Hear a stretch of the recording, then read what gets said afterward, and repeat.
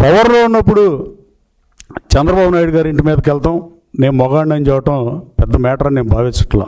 పవర్లో ఉన్నప్పుడు మగాళ్ళు అయినా లేడీస్ అయినా ట్రాన్స్జెండర్ అయినా ఎవరైనా వెళ్తారు. పవర్ లేనప్పుడు వెళ్తే నేను మగాడిని అని చెప్పొచ్చు నువ్వు. ఆ రోజున చంద్రబాబు నాయుడు గారి ఇంటి మీద దాడి చేస్తానికి వెళ్ళి నువ్వు ఇవాళ నీకు ఆ ధైర్యం దమ్ము ఉంటే ఇప్పుడు చంద్రబాబు గారి ఇంటి గేటు తాకు, అప్పుడు తెలుస్తుంది నీకు. అలాగే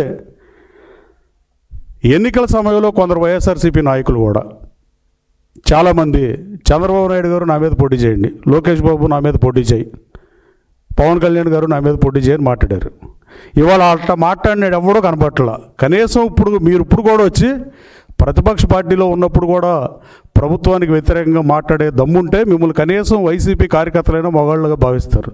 కానీ మీరు పవర్ ఉన్నప్పుడు ఒక రకంగా, పవర్ లేనప్పుడు ఒక రకంగా, పవర్ ఉన్నప్పుడేమో పిచ్చివాగుడు వాగి, పవర్ లేనప్పుడు కార్యకర్తలు గాలికి వదిలేసి వెళ్ళిపోయారని మీ పార్టీ కార్యకర్తలు చర్చించుకునే పరిస్థితి. అలాగే ఈ జిల్లా పరిషత్ చైర్మన్ విషయం ఎలా ఉంటే ఓ సామెత ఉంటుంది తెలుగులో, జోగి జోగి రాసుకుంటే బూడిద రాలిద్దని. అసలు జోగి రమేష్తో ఏమి ఆడకుండా కూడా బూడిద రాలుతున్నాడు ఆయన. ఇంతకన్నా దౌర్భాగ్యకర రాజకీయాలు. కృష్ణా జిల్లా మహోన్నత చరిత్ర కలిగిన జిల్లా, రాష్ట్ర రాజకీయాలు శాసించిన జిల్లా.